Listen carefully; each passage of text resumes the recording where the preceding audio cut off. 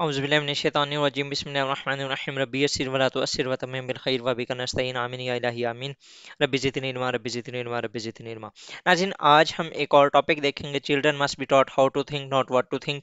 ये CSS special के अंदर शायद आया था, तो इसको हम आज देखते हैं। इसके ऊपर पहले ऑलरेडी मैं एक वीडियो बना चुका हूँ, ये उसका एक नया पर्सपेक्टिव है, इसके ऊपर हम डिस्कस करेंगे। In a rapidly evolving world the education of our children is more critical than ever.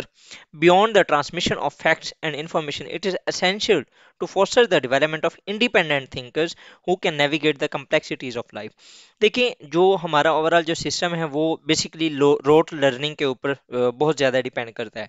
ठीक है, आप अपने जितने भी एग्जाम्स हैं अगर आप उनको देख लें तो उसके अंदर क्रिटिकल थिंकिंग को इतना ज़्यादा इवेल्युएट नहीं किया जाता, instead of their memorising power को ज़्यादातर जो है वो इवेल्युएट किया जाता है। So in that particular perspective, when you have a lot of knowledge in terms of facts, it cannot solve your problems. The solution of your problems is critical thinking, decision making power. ठीक है, और वो किस तरह होगी? जब आप ज़्यादा से ज़्यादा critical thinking की लैब्स वगैरह करेंगे, उसकी जो एक्सपीरियंसेस करेंगे, आप रियल लाइफ जो इन्वायरमेंट्स हैं उसके अंदर गुजरेंगे, आप पजल्स को सॉल्व करेंगे।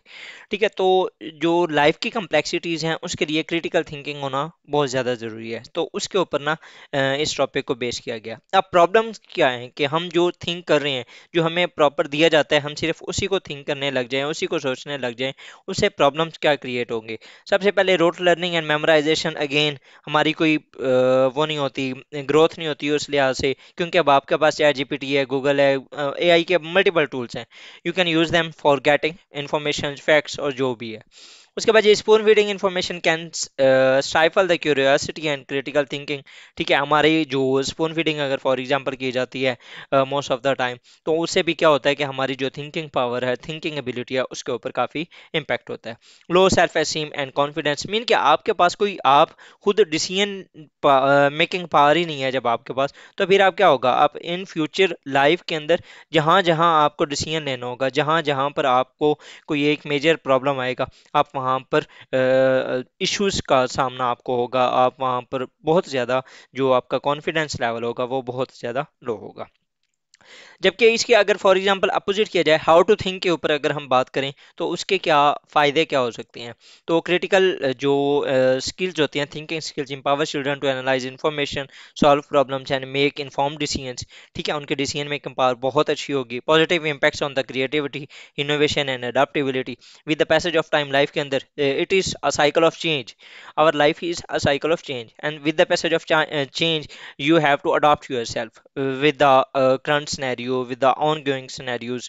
ठीक है, तो आपको पिछली चीज़ों को भूलना पड़ता है, आपको नई चीज़ें अडॉप्ट करनी पड़ती हैं। अगर फॉर एग्जांपल आपके अंदर क्रिटिकल थिंकिंग की एबिलिटी है, कैपेबिलिटी आपने उसको जनरेट किया हुआ है, then you will be easy to go for that. ठीक है, उसके बाद ये prepare children for complex and ever changing world.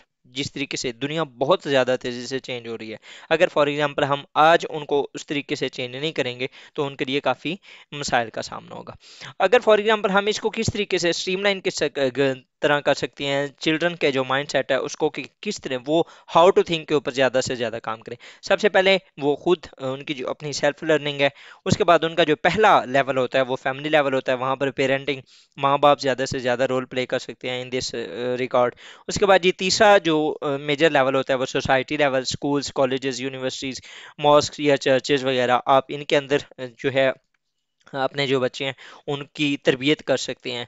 National level पे अगर आप देखें तो सेमिनार्स हो सकती हैं, जो कॉन्फ्रेंसेज होती हैं नेशनल लेवल की कॉन्फ्रेंसेज, वेबिनार्स हो सकते हैं, आप उनके अंदर इस चीज़ को प्रमोट कर सकते हैं। इंटरनेशनल लेवल के ऊपर आप पॉलिसीज बनाएं, यूएन लेवल के ऊपर, वर्ल्ड इकोनॉमिक फोरम के लेवल के ऊपर, जो मीन के आपके इंटरनेशनल फोरम्स हैं उनके ऊपर आप इस चीज़ के ऊपर डिस्कस कर सकते हैं। तो ये था हमारा आज का लेक्चर। फॉर फर्दर जो इंशाल्लाह ताला हम किसी और लेक्चर के साथ हाजिर होंगे। टिल देन, थैंक यू, अल्लाह हाफिज़।